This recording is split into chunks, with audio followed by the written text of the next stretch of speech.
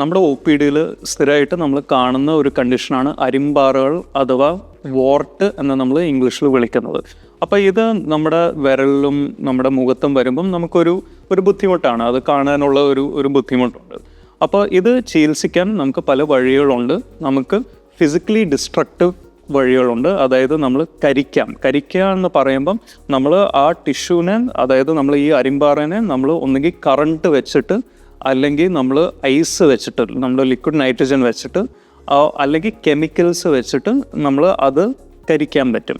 So ഇതാണ് electro cautery, അതായത് current വെച്ച് നമ്മൾ കരിക്കുന്നത്. ക്രയോ തെറപ്പി, നമ്മൾ ലിക്വിഡ് നൈട്രജൻ അല്ലെങ്കിൽ ഒരു തണുത്ത ഐസ് വെച്ചിട്ട് അത് ഫ്രീസ് ചെയ്ത് കൊല്ലുന്നത്. പിന്നെ നമ്മൾ കെമിക്കൽ കോട്ടറി, അതായത് നമ്മൾ ചില കെമിക്കൽസ് വെച്ചിട്ട് നമ്മൾ അരിമ്പാറയുടെ പുറത്ത് തൊട്ടിട്ട് അത് കരിയിക്കുന്നത്. ഈ പ്രൊസീജിയേഴ്സ് എല്ലാം വളരെ സേഫാണ്.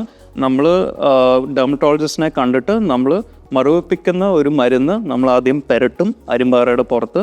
ഒരു മണിക്കൂർ നമുക്ക് സമയം വേണം ആ ഒരു മരവിപ്പ് നല്ല രീതിക്കൊന്ന് വരാനായിട്ട്. പിന്നെ നമ്മൾ മരവിപ്പിക്കുന്ന മരുന്ന് കഴുകി കളഞ്ഞിട്ട് നമ്മൾ അതേതായ ട്രീറ്റ്മെൻറ്റ് നമ്മൾ അതിൻ്റെ പുറത്ത് ചെയ്യുന്നു. വേദന ഇല്ലാതെ, അധികം ബ്ലീഡിങ്ങോ ഒന്നുമില്ലാതെ, കോംപ്ലിക്കേഷൻ ഇല്ലാതെ വളരെ ഈസി ആയിട്ട് നമുക്ക് ട്രീറ്റ്മെൻറ്റ് ചെയ്യാൻ പറ്റും.